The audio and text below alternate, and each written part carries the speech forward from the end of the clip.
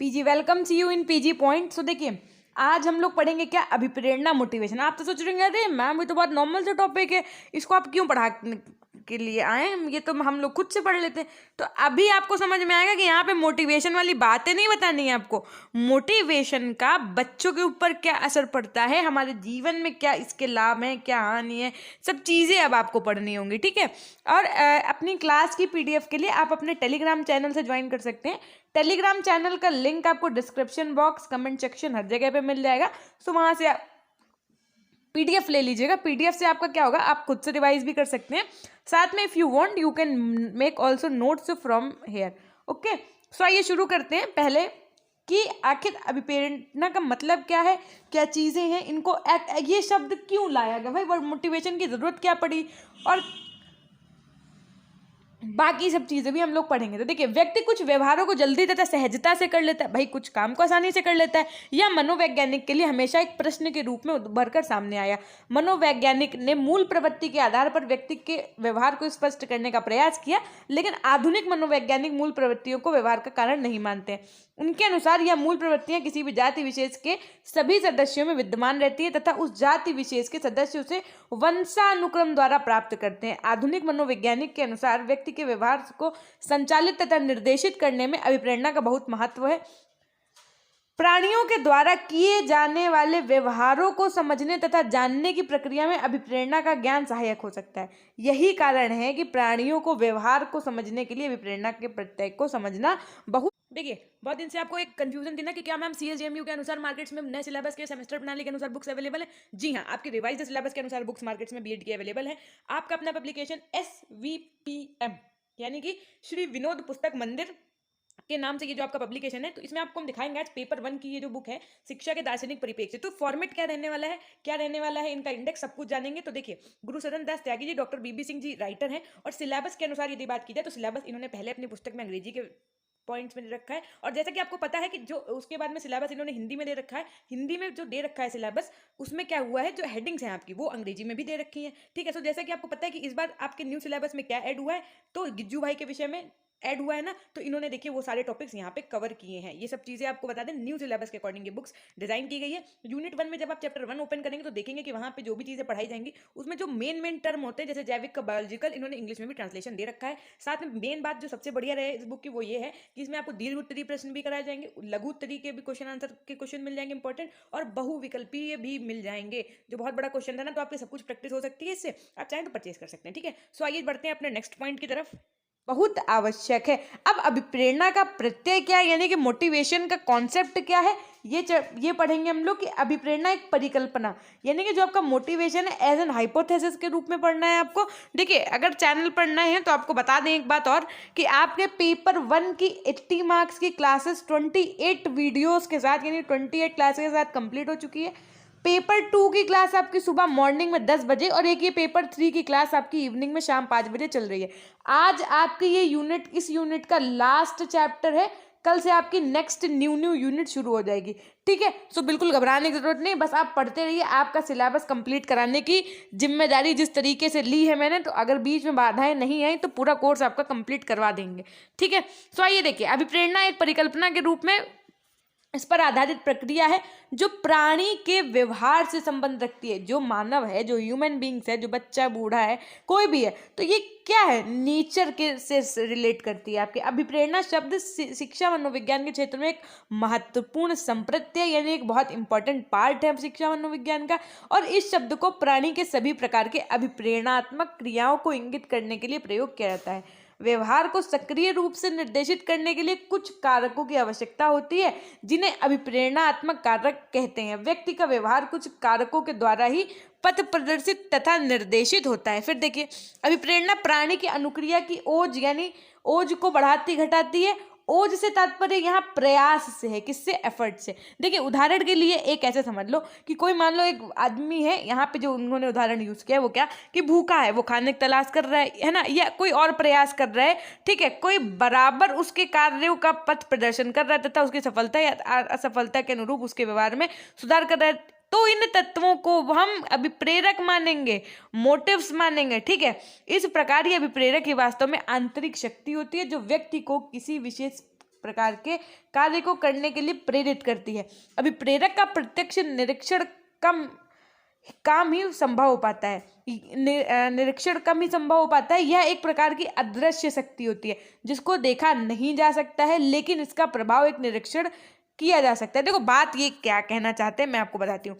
जैसे मान लीजिए आपका ड्रीम है कि मैं आईएएस बनूं, ठीक है, या आप अपने ड्रीम को ले लीजिए कि आप यहाँ पर हैं तो सीधी सी बात है आपको टीचर बनना है ना। आपका एम है कि टीचर बनना, तो टीचर बनने के अंतर्गत जो मोटिव्स हैं, मोटिव्स का अर्थात जो अभिप्रेरक है क्या कि वहाँ बच्चे मिल, देखो ये नहीं कि वो एम तो आपका लक्ष्य तो हो गया टीचर बनना, मोटिवेशन आप वीडियोस देख सकते हो, लेकिन जो मोटिव्स हैं आपके, जो अभिप्रेरक तत्व जिनको आप कह सकते हो वो क्या है कि अगर हम टीचर बन गए, ठीक है, तो वहाँ बच्चे होंगे, बच्चों को पढ़ाना कितना आसान, मतलब कितनी अच्छी बात है, आसान तो नहीं कह सकते लेकिन कितना अच्छा है। किसी भी डिपार्टमेंट में आप जाइए, वहाँ पे अगर कोई ऐसे नॉर्मल स्माइल करते तो आपको लगेगा कि अरे ये स्माइल कर रहे हैं तो जरूर कुछ ना कुछ लफड़ा है, लेकिन आपका डिपार्टमेंट ये शिक्षक वाला, यहाँ बच्चे होंगे, ये एक ऐसा डिपार्टमेंट है कि यहाँ बच्चे अगर मुस्कुरा दें, हंस दें तो इसका मतलब कोई गड़बड़ नहीं है, इसका मतलब वो बच्चे आपसे खुश हैं, हैप्पी हैं। तो कहने का तात्पर्य क्या है, ये बच्चे आपके लिए क्या है, प्रेरक तत्व हो गए।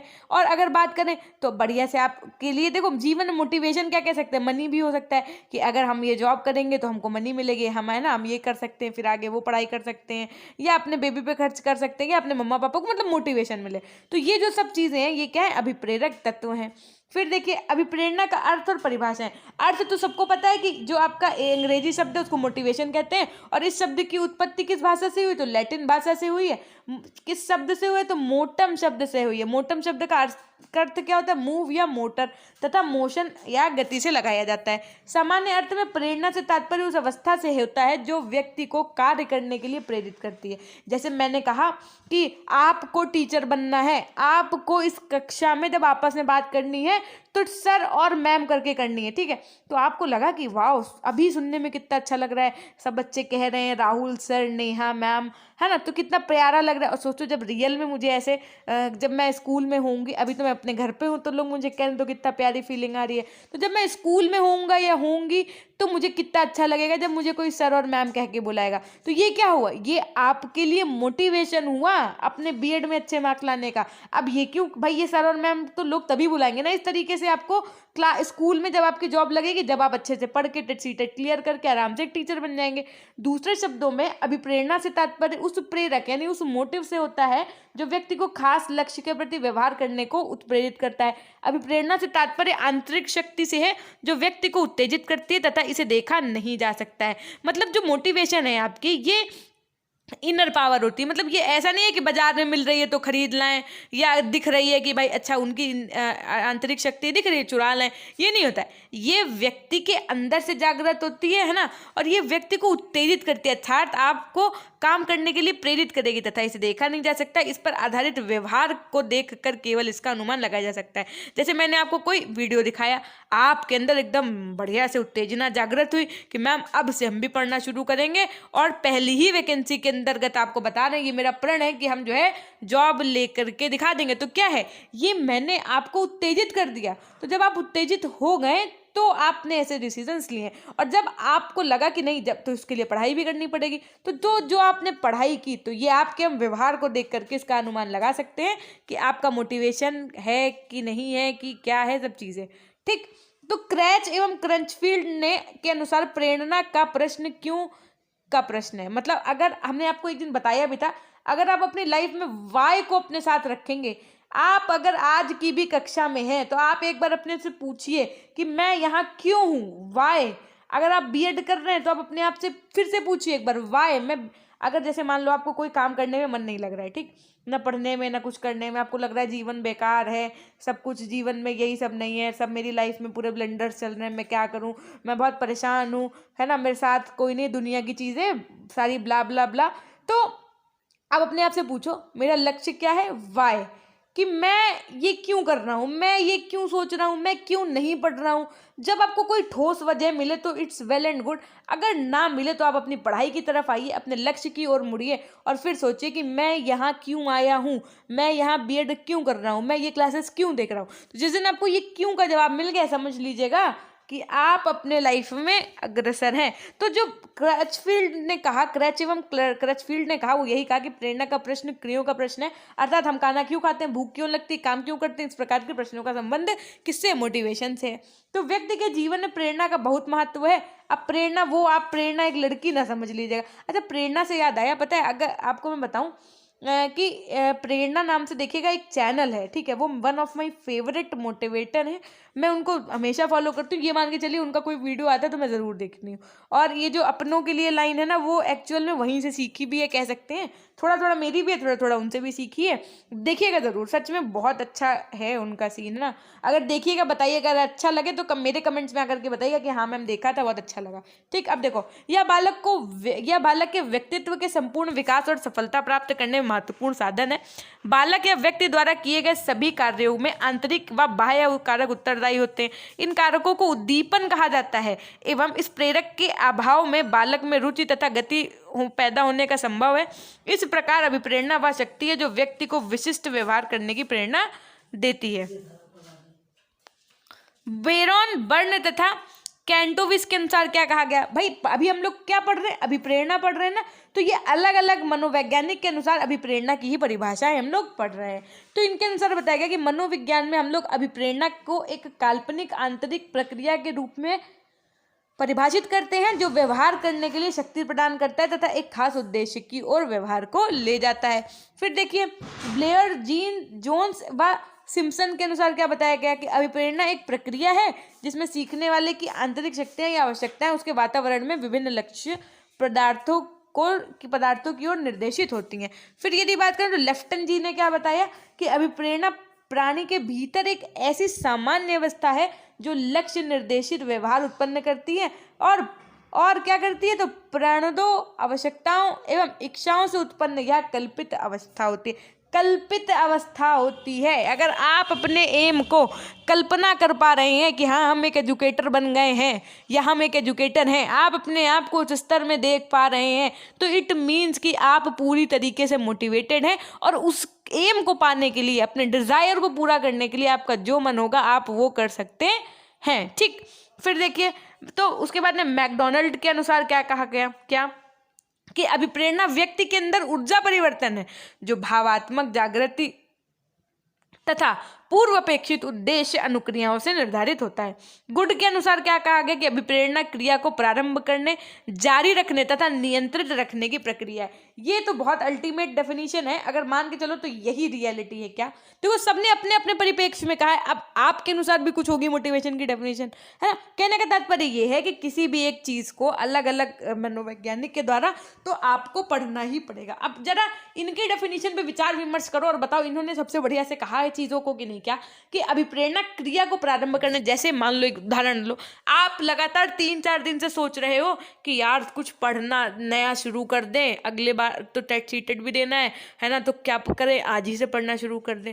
आपने सोचा आज कि आज रात से पढ़ना शुरू करेंगे, आज रात में आप नहीं पढ़ पाए, आपने सोचा अरे चलो कोई बात नहीं यार, एक दिन में कोई तोप चला दिया जाएगा, क्या एक ही दिन में थोड़ी ना टेट सीटेट पढ़ के वो जो है मार कोई राजा महाराजा बन जाएंगे, है ना, तोप बन जाएंगे अगर कह लो तो आपने सोचा कि चलो ठीक है अगले दिन से पढ़ लेंगे, फिर अगले दिन ब्लंडर हो गया, फिर नहीं पढ़ पाए, फिर सोचा अरे परसों पढ़ लेंगे यार, कौन सा भी पेपर देना, भी साल भर है आराम, ऐसे करते करते करते करते बहुत टाइम हो गया। लेकिन अगर मैं आपको यहाँ बैठ के मोटिवेट कर दूँ क्या कि बेटा टेट सीटेट क्लियर कर दो, जैसे ही वैकेंसी आप देख नहीं आए, अगर तुरंत वैकेंसी आ गई तो तुरंत सिलेक्शन हो जाएगा। आपने कहा ऐसा मैम, आपने कहा ठीक है मैम, है ना, आप मोटिवेट हो गए और आपने पढ़ना ही करना शुरू कर दिया। मतलब अभी प्रेरणा क्रिया को प्रारंभ करने, उसके बाद में 4 दिन आपने पढ़ा, ठीक, फिर आराम से उसी स्टाइल में आ गए, अपने पुराने स्टाइल में, अरे ठीक है यार क्लियर कर लेंगे, तो 4 महीने में पढ़ गए। हमने फिर आपको बताया, एक दिन क्लास में हमने कहा कि देखिए इतना ज़्यादा कंपटीशन है कि अगर आप डेली स्टडी नहीं करेंगे तो आप बहुत बच्चों से पीछे छूट जाएंगे।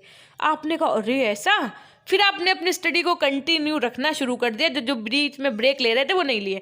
तो मैंने मोटिवेट किया आपको मान लो, तो फिर आपने क्या किया, उस चीज़ को जारी रखा और नियंत्रित रखने की प्रक्रिया को अपनाया। ठीक, तो यही है मोटिवेशन, यही है अभिप्रेरणा। किसके अनुसार? गुडजे के अनुसार। यदि लॉवेल के अनुसार बात की जाए तो अभिप्रेरणा एक ऐसी मनोवैज्ञानिक या आंतरिक प्रक्रिया है जो किसी आवश्यकता की उपस्थिति में उत्पन्न होती है। यह ऐसी प्रक्रिया की ओर उन्मुख होती है जो उस आवश्यकता को संतुष्ट करेगी। फिर एटकिंसन के अनुसार क्या बताया गया कि अभिप्रेरणा का संबंध किसी एक अथवा अधिक प्रभावों को उत्पन्न करने के लिए कार्य करने की प्रवृत्ति को उद्वेलित करने से होता है। वुडवर्थ ने क्या कहा कि अभिप्रेरणा व्यक्ति की वह दशा है जो किसी निश्चित उद्देश्य की पूर्ति के लिए निश्चित व्यवहार को स्पष्ट करती है। बात समझ में आई? वुडवर्थ जी ने कहा कि जो आपका एम है ना, उसको पूरा करने के लिए एक आपके अंदर एक उसके प्रति निश्चित व्यवहार को स्पष्ट करती है। फिर देखो गिलफोर्ड ने क्या कहा इस परिप्रेक्ष्य में कि अभिप्रेरणा कोई विशेष आंतरिक कारक या दशा है जिसमें क्रिया को प्रारंभ करने यानी आरंभ करने एवं बनाए रखने की प्रवृत्ति होती है। ड्रेवर ने क्या कहा कि अभिप्रेरणा एक भावात्मक क्रियात्मक कारक है जो चेतन तथा अचेतन ढंग से निर्धारित परिणाम अथवा लक्ष्य की ओर व्यक्ति के व्यवहार की दशा में निर्धारित करने के लिए क्रियाशील होता है। फिर नेक्स्ट पॉइंट देखिए, अभिप्रेरणा की उपर्युक्त परिभाषाओं से स्पष्ट होता है कि प्रेरणा मनोव्यवहारिक क्रिया है। अभिप्रेरणा किसी आवश्यकता के कारण उत्पन्न होती है, इससे किसी विशेष क्रिया करने का संकेत मिलता है और प्रेरणा द्वारा प्रसूत क्रिया लक्ष्य प्रगति तक रहता है। बात समझ में आ रही होगी होप सो। देखो, जिन बच्चों ने सेशन को लाइक नहीं किया एक बार फटाफट से लाइक कर दो। आज भले ही आपकी क्लास में बहुत टाइम लग जाए, लेकिन आज मैं ये चैप्टर कंप्लीट कर दूंगी, क्योंकि ये पेपर 3 है। पेपर 3 में आपके ज़्यादा ही थोड़े चैप्टर्स हैं, थोड़ी मतलब ज़्यादा सिलेबस है, तो इस वजह से मैं देर नहीं करूंगी। चाहे भले क्लास थोड़ी सी ज़्यादा टाइम की हो जाए, बट कंप्लीट करके जाएंगे आज इस वाले टॉपिक को, और कल आपकी न्यू यूनिट शुरू कर देंगे। ठीक, अब अभिप्रेरणा का स्वरूप कैसा होता है, तो देखो, उपरोक्त परिभाषा का गहनता से अध्ययन करने से पर अभिप्रेरणा के स्वरूप में विषय में पता चलता है। अभिप्रेरणा व्यक्ति की आंतरिक अवस्था होती है, समझ में आई? इनर सोल से निकली हुई पार होती है एक तरीके से, जिसे देखा नहीं जा सकता है बल्कि इसे केवल महसूस किया जा सकता है। ऐसा नहीं है कि आप गए, आपके अंदर थोड़ा निगेटिविटी आ गई, थोड़ा आप परेशान है, रो रहे हैं, किसी बात से बहुत ज़्यादा परेशान है, हर्ट हुए हैं, तो जा गए मार्केट में मैगी जैसे लाते हो ना, मैगी नूडल्स, और गए आराम से कहा भैया 20 रुपए का जरा मोटिवेशन दे दो, तो ऐसा तो मिलेगा नहीं। मोटिवेशन आपकी अंतरात्मा से ही आएगा। मैं आपको यहाँ बैठ के भी मोटिवेट करूँ, लेकिन जब तक आप सेल्फ मोटिवेट नहीं होंगे, आपके अंदर खुद की प्रेरणा नहीं जागृत होगी, तब तक आप उन अवस्थाओं से, उन हर्ट हुई चीज़ों से, बुरा जो आपकी फीलिंग्स आ रही हैं, उनसे बाहर नहीं निकल सकते। ठीक, अब देखो, ये सभी क्रियाएं एक निश्चित लक्ष्य या उद्देश्य की ओर निर्देशित होती हैं तथा इस तरह का व्यवहार व्यक्ति के उद्देश्य या प्राप्ति तक अनवरत दिखाई देता है। दूसरे शब्दों में अभिप्रेरणा एक मनोशारीरिक या आंतरिक प्रक्रिया की अवस्था है जो व्यक्ति की क्रियाशीलता का प्रतीक होती है। दूसरे शब्दों में अपेक्षित लक्ष्य अनुक्रियाओं से। अब देखिए, जो इसके की फैक्ट्स हैं वो ये हैं कि अभिप्रेरणा जो है वो प्रक्रिया एवं परिणाम दोनों है।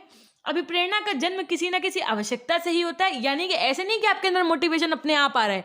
अगर आपको किसी चीज़ की नीड है, मान लो आपको न्यू फ़ोन लेना है, ठीक है, आपको लगता है कि अब मुझे फ़ोन चाहिए, ठीक, तो ये क्या है, फ़ोन लेना आपका क्या हो गया, लक्ष्य हो गया। ठीक, अब आपकी ये आवश्यकता है ना फ़ोन लेना, तो ही आपके अंदर मोटिवेशन आएगा कि काश मैं ये काम कर लूँ या ये काम कर लूँ या ऐसा कुछ कर लूँ, यहाँ से रुपए इकट्ठा कर लें या ऐसे कर लें तो हम ये अपना बढ़िया सा मोबाइल ले सकते हैं। तो मोटिवेशन कब आता है, जब आपको आवश्यकता होती है चीज़ों की। ठीक, फिर देखिए, एक प्रक्रिया के रूप में अभिप्रेरणा मनुष्य के भीतर की प्रक्रिया है जो व्यक्ति को किसी उद्देश्य की प्राप्ति हेतु कार्य विशेष करने की ओर प्रवृत्त करती है। एक एवं परिणाम रूप में यह ऐसी आंतरिक शक्ति या ऊर्जा है जो व्यक्ति को किसी उद्देश्य की प्राप्ति हेतु कार्य विशेष की ओर प्रवृत्त करती है। अभिप्रेरणा को उत्पन्न करने वाले बालकों को मनोवैज्ञानिक भाषा में अभिप्रेरक कहते हैं। बात समझ में? अभिप्रेरक किसे कहते हैं, तो देखो, अभिप्रेरणा को उत्पन्न करने वाले बालकों को मनोवैज्ञानिक भाषा में अभिप्रेरक कहते हैं। अभिप्रेरणा व्यक्ति को तब तक क्रियाशील रखती है जब तक कि उद्देश्य की प्राप्ति नहीं हो जाती। अर्थात कहने का तात्पर्य यह है कि जब तक आपके अंदर पैसे इकट्ठा करने की चाह रहेगी, जब तक आपको ये न्यू मोबाइल नहीं मिल जाएगा। आप चाहते हैं कि अगर आपको ये न्यू मोबाइल मिले तो आपको क्या करना होगा, मोटिवेशन। और जिस दिन आपको ये न्यू मोबाइल मिल गया उस दिन आपके अंदर का क्या मोटिवेशन खत्म हो जाएगा? नहीं, खत्म नहीं होगा, मोबाइल लेने के प्रति खत्म हो जाएगा। और मान लो उसके बाद आपका फॉर्च्यूनर लेने का मन हो गया तो फिर आपका मोटिवेशन उससे ज्यादा लेवल का हो जाएगा कि यार अब तो और ज्यादा मेहनत करनी है। क्यों? Because I want the Fortuner. बात समझ में आ रही है? अभिप्रेरणा एक प्रबल भावनात्मक उत्तेजना की स्थिति है जिसके कारण व्यक्ति में मनोवैज्ञानिक तनाव उत्पन्न होता है। समझ में आ रहा है? मनोवैज्ञानिक तनाव उत्पन्न होता है जिसे कम करने के लिए वह क्रियाशील होता है। अभिप्रेरणा व्यक्ति को रुचि के अभाव में भी क्रियाशील रखती है। जैसे यदि कोई बालक इंजीनियर बनने के लिए अभिप्रेरित होता है तो उसकी गणित में रुचि ना हो, वह उस स्थिति में भी गणित की समस्याओं को हल करने में क्रियाशील रहेगा। क्यों? क्योंकि उसको इंजीनियर बनना है और इंजीनियर की पढ़ाई करने के लिए मैथ्स पढ़ना है। मैथ्स भले नहीं आती हो लेकिन उसको मोटिवेशन इतना हो जाएगा कि वो अपने आप मैथ्स में रुचि लेने लगेगा और पढ़ाई करने लगेगा। फिर देखो, अब अभिप्रेरणा के प्रकार और वर्गीकरण। अभी मैंने आपसे कहा था ना कि मोटिवेशन, आप ये नहीं समझिए कहते हैं मैम मोटिवेशन की क्लास में क्या पढ़ना है, ये तो मैं ऐसे ही लिख दिए। तो ऐसे तो नहीं लिख पाओगे। पूछो क्यों? क्योंकि देखो इसके भी प्रकार होते हैं, चीज़ों को आपको प्रॉपर तरीकों से पढ़ना है। तो देखो क्या है, आइए जानते हैं कि अभिप्रेरणा के प्रकार की बात करते समय व्यक्ति के मन में संशय उत्पन्न हो जाता है क्योंकि अलग अलग मनोवैज्ञानिक ने अलग अलग प्रकार की व्याख्या की है। जहां गैरेट महोदय ने इसे 3 प्रकार बताए। मतलब गैरेट के अनुसार जो आपकी अभिप्रेरणा है इसके कौन कौन से कार वो है? 3 प्रकार है। पहला जैविक अभिप्रेरणा, मनोवैज्ञानिक अभिप्रेरणा और तीसरा आपका सामाजिक अभिप्रेरणा। वहीं यदि बात करें किसकी, मैस्लो की, तो मैस्लो ने 4 भागों में अभिप्रेरणा को वर्गीकृत किया। पहला जन्मजात प्रेरक, अर्जित प्रेरक, व्यक्तिगत प्रेरणा तथा सामाजिक प्रेरणा। उसी जगह फिर अगर थॉमसन की बात की जाए तो इन्होंने 2 वर्गों में विभाजित किया, स्वाभाविक प्रेरणा यानी सेल्फ मोटिवेशन और कृत्रिम प्रेरणा यानी कैसी, आर्टिफिशियल मोटिवेशन। जैसे आप वीडियोस देख के मोटिवेशन मिला तो वो कृत्रिम, अपने खुद से मोटिवेशन आएगा कि नहीं मैं कर दिखाऊंगा, तो वो क्या है, स्वाभाविक प्रेरणा होगी। कुछ मनोवैज्ञानिक ने इसे 2 भागों में विभाजित किया है। पहला सकारात्मक मोटिवेशन, दूसरा नकारात्मक मोटिवेशन। अब देखो उपरोक्त वर्गीकरण को देखते हुए निम्न प्रकार से वर्गीकृत किया जा सकता है। पहला आपका अभिप्रेरणा में यह हो गया आपके जैविक अभिप्रेरणा और दूसरा हो गया अर्जित अभिप्रेरणा, मतलब फिजियोलॉजिकल मोटिवेशन और एक्वायर्ड मोटिवेशन। फिजियोलॉजिकल मोटिवेशन यानी जैविक अभिप्रेरणा के अन्य नाम की यदि बात की जाए तो जन्मजात अभिप्रेरणा, आंतरिक प्रेरक, व्यक्तिगत प्रेरक, प्राथमिक प्रेरक, ये सब किसके अंतर्गत आएंगे? तो जैविक अभिप्रेरणा के अंतर्गत आएंगे। यदि बात कर दी जाए सामाजिक प्रेरक, द्वितीयक प्रेरक, मनोवैज्ञानिक प्रेरक और बाह्य प्रेरक की, तो ये सब किसके अंतर्गत आएंगे? अर्जित अभिप्रेरणा के अंतर्गत आएंगे। अब जरा इन्हीं पॉइंट्स को टॉपिक वाइज पढ़ते हैं कि आखिर ये होता क्या है। देखो आपका समय नहीं जाया करेंगे ज़्यादा और पॉइंट टू पॉइंट इसलिए पढ़ा रहे हैं कि एग्जाम्पल्स तो आप समझ ही लोगे क्योंकि बुक की लैंग्वेज बहुत समझना जरूरी है। बिकॉज अगर रिटर्न पेपर हुआ तो आपको वहाँ पे ऐसे ही शब्दों का इस्तेमाल करना होगा जिनसे ऐसा लगे कि आपने प्रॉपर स्टडी की है। ओके, सो देखो अगर हम लोग जैविक अभिप्रेरणा की बात करें यानी फिजियोलॉजिकल मोटिवेशन की बात करें तो इस प्रकार की अभिप्रेरणा प्राणी के जन्म से ही पाई जाती है। कैसे? यानी कि जन्म से, जब बच्चा होता है तब से ही, तथा इनके संतुष्ट ना होने पर व्यक्ति जीवित नहीं रह सकता। इस प्रकार के विप्रेरक विश्वव्यापी यानी यूनिवर्सल होते हैं तथा सभी व्यक्तियों में एक ही रूप में पाए जाते हैं। इसमें भूख, प्यास, काम तथा नींद आदि प्रमुख हैं। इसमें व्यक्ति स्वयं अपनी इच्छा से कार्य करता है, इसलिए इसे आंतरिक प्रेरणा भी कहते हैं, है ना। शिक्षा के क्षेत्र में इसका विशेष महत्व है।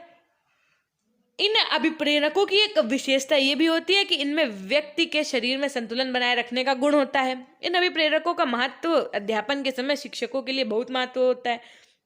रिकी और लेविस ने इस पर शोध किया और निष्कर्ष निकाला कि शिक्षकों को कक्षा में अध्ययन करते समय यह ध्यान रखना चाहिए कि विद्यार्थी की सभी जैविक अभिप्रेरणाएं अर्थात भूख, प्यास, नींद सब पूरी हों। यदि ऐसा नहीं होता है तो अध्यापन कार्य ढंग से नहीं कर पाएंगे तथा अध्यापक के सारे प्रयास निरर्थक हो जाएंगे। उदाहरण के लिए यदि बच्चा भूखा है तो वह कक्षा में बताई नई बातों को ध्यान में नहीं देता है तथा उसका अध्यापन कार्य अपूर्ण रह जाता है। इसीलिए बीच में इंटरवल का प्रोसेस होता है, कभी कभी गेम पीरियड्स होते हैं कि देखो जब अगर बच्चे की भूख लगी है तो उसका दिमाग सारा कहाँ रखा होगा कि क्या खाएंगे, अभी 10 मिनट बाद टिफिन का जो है लंच होगा। जैसे हम लोगों के यहाँ क्या होता था, पहले 4th पीरियड लगते थे, फिर इंटरवल होता था, ठीक है, फिर 5th to 8th पीरियड यानी कि 4 पीरियड लंच के बाद लगते थे। जब ये 4th पीरियड चलता था तो ऐसा लगता था जल्दी खत्म हो, बस जल्दी, मतलब इतनी तेज भूख लगाती थी, या ये कह लो कि वो दौर ही कुछ ऐसा था, है ना, कि जल्दी लगता था कि बस जल्दी जल्दी इंटरवल हो, फिर हम लोग जाएं साथ में हैंड वॉश करके आएँ, खाएं, फिर थोड़ा सा उसी इंटरवल में 5 मिनट का समय निकाल करके कुछ थोड़ा बहुत जैसे पकड़म पकड़ाई, खो खो या क्या कहते हैं बर्फ पानी, है ना, या वो एक, हाँ ये सारी चीज़ें खेल लें, है ना। एक होता नहीं है ये सब चीज़ें, होप सो आप लोगों ने मैं की होगी, इंटरवल में टाइम निकाल के, इंटरवल में फटाफट से अपना लंच फिनिश करके थोड़ा सा टाइम निकाल के खेल लें, है ना। मेरे टाइम पे तो हमने किया है भाई बहुत। तो ये सब चीज़ें हैं कि इन सब चीज़ों का भी ध्यान रखना चाहिए कि बच्चे को भूख ना लगी हो, नींद नहीं ना आ रही हो, ये सब किसको रखना चाहिए ध्यान, तो टीचर को रखना चाहिए। जैसे आपने सुना हो, आपने क्या कभी महसूस भी किया हो, मतलब आपके साथ शायद में भी हुआ हो कि जैसे मान लो आप रात में शादी में गए, सुबह आप स्कूल गए, मम्मा ने भेज दिया कि नहीं स्कूल जरूर जाना है, दोपहर में आके सोना। अब वहाँ पे आपको यॉर्निंग आ रही है कि बैठे हैं आराम से नींद में, है ना। तो मैम ने पूछा बेटा क्या रात भर सोए नहीं थे आप, या सर ने पूछा बेटा कि रात भर गेम खेल रहे थे आप। तो कहने का तात्पर्य ये है कि टीचर भी समझ जाता है। तो क्यों वो इसलिए समझ जाता है, बच्चे का पढ़ने में मन ही नहीं लगता है। अब बात करेंगे हम लोग अर्जित अभिप्रेरणा की, यानी एक्वायर्ड मोटिवेशन क्या होता है। इस प्रकार की अभिप्रेरणा व्यक्ति शिक्षा, मानसिक परिपक्वता तथा वातावरण के संपर्क में आकर प्राप्त करता है। इसे बाह्य अभिप्रेरणा भी कहते हैं। ऐसे भी प्रेरक जन्मजात नहीं होते, अर्थात व्यक्ति इनको अपने जन्म के बाद सीखता है। इस तरह के अभिप्रेरक व्यक्तियों के जीवित रहने के लिए आवश्यक नहीं होते, जैसे उपलब्धि अभिप्रेरक, चिंता अभिप्रेरक आदि। इस तरह की अभिप्रेरणा में बालक अपनी इच्छा से कोई कार्य नहीं करता, बल्कि दूसरों की इच्छा या बाहरी दबाव के कारण उसे कार्य करना पड़ता है। इसके अंतर्गत दंड, पुरस्कार आदि आते हैं। इन्हें सामाजिक प्रेरक, द्वितीयक प्रेरक, याद रखिएगा, द्वितीयक प्रेरक, सामाजिक प्रेरक और मनोवैज्ञानिक प्रेरक तथा बाह्य प्रेरक के नाम से भी जाना जाता है। क्वेश्चन पेपर में पूछ लेते हैं ये बात, है ना। इसमें ऐसा होता है, देखो जैसे आपसे कहा गया कि कल ये यूनिट करके आइएगा अन्यथा मार पड़ेगी, तो अब सीधी सी बात है आपको तो वो यूनिट का काम करना ही पड़ेगा, नहीं करोगे तो मार पड़ेगी। अब उसके बाद में कि क्लास में यदि फर्स्ट सेकंड थर्ड कोई आया तो उस बच्चे को प्राइज मिलेगा, है ना। तो क्लास में उसको मेडल मिले, इसकी चाहत में वो क्या करेगा, स्टडी करेगा। तो ये क्या हुआ, आपका द्वितीयक प्रेरक हुआ। अब यदि बात करें अभिप्रेरणा के पक्ष की, यानी एस्पेक्ट्स ऑफ मोटिवेशन की, सबसे पहले नीड। अगर आपको नीड है ना, किसी भी चीज़ की कमी महसूस हो गई, जिस दिन आपको ये फीलिंग आ गई कि काश मेरे पास ये चीज़ होती तो मैं अपनी ये और ये सभी ज़रूरतें पूरी कर लेती या कर लेता, भले आपको वो चीज़ मिल जाए और आपकी वो ज़रूरत रही ना जाए। कहते नहीं है कि जब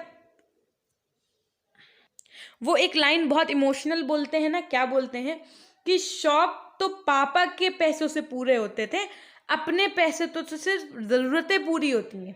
क्या कहा कि शौक तो माँ बाप के पैसों से पूरे करते थे और अपने पैसे जो अब हम कमा रहे हैं उससे तो ज़रूरतें पूरी होती हैं। कहने का तात्पर्य ये है कि एक समय के बाद वो चीज़ आपको मिल जाए लेकिन उसकी उतनी नीड ही ना रह जाए, लेकिन फिर भी आवश्यकता, क्या जो भी आपकी आवश्यकता होती है ना, नीड्स होती है ना, उसी की वजह से आपके अंतर्गत मोटिवेशन आता है। जैसे if you want to be a teacher then there is a hidden thing which you want.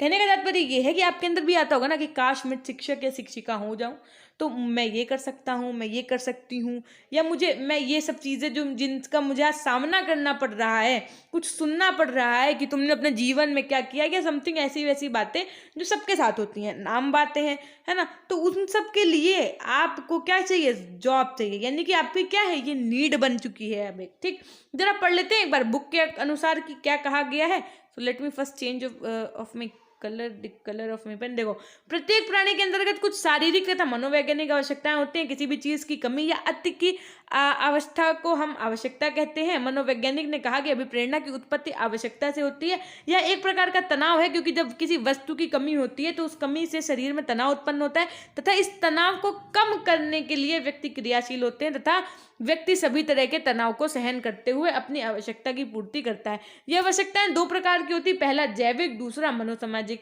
जैविक आवश्यकताओं के अंतर्गत क्या आता है आपका, भोजन, जल, हवा आदि। और मनोसामाजिक आवश्यकता के अंतर्गत क्या आता है आपका, सुरक्षा, स्नेह, सम्मान, स्वीकृति आदि। ठीक है, फिर देखो इस संबंध में सॉर्सेन ने अपने विचार करने की आवश्यकता किसी ऐसी वस्तु की ओर संकेत करती है जिसकी कमी तथा जिसका होना मानव के लिए आवश्यक है। फिर उसके बाद में बेरिंग लैंगफील्ड के अनुसार क्या कहा गया कि आवश्यकता जीवधारियों के अंदर एक तनाव है जो किसी उद्दीपन या लक्ष्य को संबंध में जीवों के क्षेत्र व्यवस्थित करते हैं और उनको प्राप्त करने के लिए उनमें क्रियाशीलता उत्पन्न करते हैं। अब अतः हम कह सकते हैं कि आवश्यकता से तात्पर्य प्राणी, व्यक्ति या पशु के इन दोनों तरह के आवश्यकताओं अर्थात कमी तथा अति से होता है। अब यदि अंतर्नाद या चालक की बात की जाए, ड्राइव की बात की जाए, तो इससे क्या मतलब हुआ आगे जानते हैं। चालक का संबंध आवश्यकता से होता है। जब प्राणी या व्यक्ति पशु के अंतर्गत आवश्यकता उत्पन्न होती है तो व्यक्ति पहले से अधिक क्रियाशील या सक्रिय हो जाता है। इसी क्रियाशीलता को अंतर्नोद या चालक कहते हैं, ड्राइव कहा जाता है। अर्थात चालक की उत्पत्ति की आधार आवश्यकता है, बिना आवश्यकता के चालक की उत्पत्ति नहीं हो सकती। कहने का मतलब ये, आप पहले भी अपने बचपन में भी आपने ड्रीम देखा था कि I want to be something like teacher या समथिंग जो भी आप बनना चाहते थे, लेकिन अब आप इस स्टेज में हैं कि आप फुल ऑफ मोटिवेट है कि नहीं, अब तो शिक्षक या शिक्षिका बनना ही है। वैकेंसी आने तो फोड़ के रख देंगे, वैकेंसी आने तो सीट छीन के ले लेंगे हम, है ना। तो ये जो आपके अंदर है ये क्या है, ड्राइव, अर्थात आप इस समय फुल ऑफ मोटिवेशन से बने हुए हैं। अब सर सोरेनसन ने क्या कहा कि चालक प्राणी की आंतरिक शक्तियों जो कार्य करने की विवश करती है। इंशियल ने क्या कहा कि अंतर्नोद आदि शक्तियों का मूल स्रोत है जो मानव प्राणी की क्रियाशील बनाती है। सार्टेन ने क्या कहा कि चालक वैसे तनाव या क्रियाशीलता की व्यवस्था को कहा जाता है जो किसी आवश्यकता द्वारा उत्पन्न होती है। इसे निम्न प्रकार से भी समझा जा सकता है। उदाहरण के लिए यदि किसी व्यक्ति को भूख लगती है तो वह भोजन ढूंढने लगता है कि कुछ खाने के लिए मिल जाए। इस प्रकार भूख की आवश्यकता से भूख चालक उत्पन्न होता है या जो व्यक्ति में तनाव को भर कर क्रियाशील बनाता है। अब यदि उद्दीपन की बात की जाए, इंसेंटिव क्या है, तो देखो इससे प्रोत्साहन तथा लक्ष्य भी कहते हैं। या अभिप्रेरणा का तीसरा पक्ष है जो वातावरण में पाया जाता है, जो व्यक्ति को अपनी ओर आकर्षित करता है तथा जिसकी प्राप्ति से व्यक्ति के चालक में कमी आ जाती है। दूसरे शब्दों में यदि कहा जाए तो जिस वस्तु से अंतर्नोद की समाप्ति होती है उसे क्या कहते हैं, उद्दीपन या लक्ष्य कहते हैं, जहां आवश्यकता तथा चालक केवल आंतरिक शक्ति है। ठीक, वहीं दूसरी ओर उद्दीपन के अंतर्गत संपूर्ण वातावरण में पाए जाने वाले सारे पदार्थ तथा प्राणी आ जाते हैं तथा यह लक्ष्य आवश्यकता से संबंधित होता है। अब देखिए फिर से अलग अलग मनोवैज्ञानिक के अनुसार क्या कहा गया। आज की कक्षा आपकी मैराथन क्लास है, तो बहुत आराम से पढ़िएगा क्योंकि ये यूनिट की लास्ट चैप्टर है, तो मैंने सोचा आज इसको कंप्लीट करना ही है। कि हिलगर्ड के अनुसार क्या कहा गया कि उपयुक्त उद्दीपन की प्राप्ति से अंतर्नोद की तीव्रता कम हो जाती है तथा व्यक्ति का मानसिक तनाव दूर हो जाता है। फिर यही सेम चीज वलिंग लैंगफील्ड के अनुसार क्या कहा गया कि हम कह सकते हैं कि उद्दीपन एक वस्तु, परिस्थिति अथवा क्रिया है जो व्यवहार को उत्तेजित एवं निर्देशित करती है। प्रोत्साहन उद्दीपन या लक्ष्य के भी दो प्रकार होते हैं। कौन कौन से? पहला धनात्मक लक्ष्य जिसके अंतर्गत भूख प्यास आदि आते हैं। दूसरा ऋणात्मक लक्ष्य होता है। कैसे? कि जबरदस्ती पूरा करना है। मान लो आपका होमवर्क नहीं किया आपने, आपको पता है कि अगर आज होमवर्क नहीं किया तो कल स्कूल में या तो मारे जाएंगे, या तो चेयर बना दिए जाएंगे, या तो पेरेंट्स के पास शिकायत आ जाएगी, या ऑफिस ले जाकर के मैम या सर खड़ा कर देंगे। तो ये क्या है? ये ऋणात्मक लक्ष्य है कि मतलब करना ही है चाहे जैसे। ठीक, अब देखो नेक्स्ट अभिप्रेरणा के कुछ सिद्धांत होते हैं, थ्योरीज होती है। ये मोस्ट इंपॉर्टेंट पार्ट है इस चैप्टर का, तो बहुत आराम से पढ़िएगा, सेशन के एंड तक बने रहिएगा। ये मान के चलिए TET, C TET, super TET में तो ये इनसे प्रश्न पूछे ही जाने हैं। चाहे अभी जो पेपर होगा ना आपका, ये अभी जो 28 तारीख को है नवंबर में टेट वाला, आप चाहे वो पेपर उठा के देख लीजिएगा, उसमें जो सीडीपी का पोर्शन हो ना पूछे जाए अपनी कक्षा से प्रश्न, तो कहिएगा आकर के आप हमसे, फिर कहिएगा कि अरे मैम ये तो अभी से ही हमें पढ़ना चाहिए, तब हम बताएंगे हाँ बेटा पढ़ना चाहिए, लेकिन आप लोग पढ़ तो रहे नहीं हो, है ना। अब देखो फटाफट से, अगर अच्छा लग रहा है तो एक बार सेशन को लाइक कर दो। आपको बता दें कि आपकी पेपर 1 की 28 वीडियोस के साथ में पूरा 80 मार्क्स का कंप्लीट हो चुका है, और पेपर 2 की क्लास आपकी सुबह चल रही है, पेपर 3 की क्लास आपकी यही शाम को चल रही है रोजाना। सो जल्दी से कंप्लीट करके नए चैप्टर नई शुरू करेंगे, कोई नया सब्जेक्ट उठाएंगे। सो तब तक के लिए पढ़िएगा ज़रूर, सेशन को लाइक ज़रूर कर दीजिएगा, अपने दोस्तों से आप साझा कर दीजिएगा चैनल को। आइए शुरू करते हैं अब अभिप्रेरणा के सिद्धांत। अभिप्रेरणा क्या? शिक्षा मनोविज्ञान के क्षेत्र में एक अत्यंत महत्वपूर्ण संप्रत्य है, क्योंकि यह अधिगम का एक उत्तरदायी कारक है। अतः अभिप्रेरणा जितनी प्रबल होगी अधिगम उतना ही अधिक होगा। समझ में आ रही? आपका मोटिवेशन जितना ज़्यादा प्रबल यानी स्ट्रांग होगा, आपकी लर्निंग की उतनी ही चीज़ें बढ़ जाएंगी। यानी आप ज़्यादा जितना मोटिवेटेड होंगे उतना ही बढ़िया और बेहतर सीख सकते हैं आप। अभिप्रेरणा के क्षेत्र में अनेकानेक प्रयोग एवं निरंतर अनुसंधान कार्य किए जा रहे हैं, जिसके परिणाम स्वरूप इस क्षेत्र में प्रयोग तथा अनुसंधानों के आधार पर ऐसे अनेक सिद्धांतों का प्रतिपादन किया जा चुका है, जिसके द्वारा अभिप्रेरणा युक्तियों को प्रभावी बनाकर बालकों की अधिगम तत्परता में वृद्धि की जा सकती है। इस प्रकार अभिप्रेरणा के कुछ प्रमुख सिद्धांत है। पहला सिद्धांत आइए जानते हैं क्या, ड्राइव थ्योरी ऑफ मोटिवेशन यानी अभिप्रेरणा का अंतर्निहित सिद्धांत। इस सिद्धांत को प्रणोद न्यूनता सिद्धांत भी कहा जाता है। इस सिद्धांत का प्रतिपादन कब हुआ था तो बताओ, देख लो फटाफट से। 1943 में क्लाई लियोनार्ड हल के द्वारा किया गया था। इन्होंने अनुक्रिया प्रारंभ करने एवं उसे बनाए रखने में भूख, प्यास, यौन क्रिया जैसे जैवीय अंतर्नादों की भूमिका पर बल दिया। इनके अनुसार जैविकीय प्रणोद आंतरिक तनाव उत्पन्न करते हैं, जिसे दूर करने के लिए व्यक्ति क्रियाशील हो जाता है। ठीक, उसके बाद में देखिए नेक्स्ट पॉइंट क्या कि अभिप्रेरणा की मूल प्रवृत्ति का सिद्धांत। एक थ्योरी आई आपकी इंस्टिंक्ट थ्योरी ऑफ मोटिवेशन। इस सिद्धांत का प्रतिपादन किसने किया तो मैकडूगल ने 1908 में किया। वस्तुतः यह सिद्धांत किसी भी दी गई परिस्थिति में किसी विशेष प्रकार का व्यवहार मनुष्य क्यों करता है, अभी हमने बताया था ना आपको वाई ऊपर, तो बस ये वाई पे डिपेंडेंट है। ये वाली थ्योरी आपकी किस पर डिपेंडेंट है, वाई पे। ठीक है, तो इस प्रश्न का सबसे पुराना स्पष्टीकरण है, यदि मानव व्यवहार के स्पष्टीकरण हेतु मूल प्रवृत्ति का प्रत्यय सर्वप्रथम विलियम जेम्स ने किया था, किंतु एक पूर्ण सिद्धांत के रूप में मूल प्रवृत्ति सिद्धांत मैकडूगल ने प्रस्तुत किया। इसके अनुसार मानव मस्तिष्क में कुछ जन्मजात प्रवृत्तियां होती हैं जो मानव के सभी विचारों एवं क्रियाओं के लिए प्रेरक शक्ति का कार्य करती हैं। मैकडूगल ने मूल प्रवृत्तियों के जन्मजात मानव शारीरिक उपद्रव की संज्ञा दी है, जो किसी उद्देश्यपूर्ण कार्य की ओर व्यक्ति को ले जाता है। मैकडूगल कहते हैं कि मूल प्रवृत्तियों की सहायता से समस्त मानवीय व्यवहारों को स्पष्ट किया जा सकता है। इन्होंने 14 मूल प्रवृत्तियों की सूची भी प्रस्तुत की। प्रत्येक मूल प्रवृत्ति किसी एक संवेगात्मक स्थिति अथवा भावात्मक अनुभव से जुड़ी होती है। उदाहरण के लिए यदि बात करें तो पलायन की मूल प्रवृत्ति भय के संवेग से संबंधित होती है ना।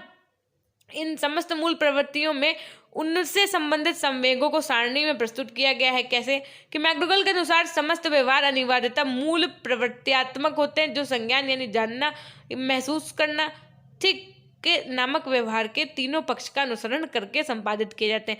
जब कोई व्यक्ति किसी भयानक पशु को अपनी ओर आता देखता है तो उसका व्यवहार इन तीनों सोपानों का ही परिणाम होता है।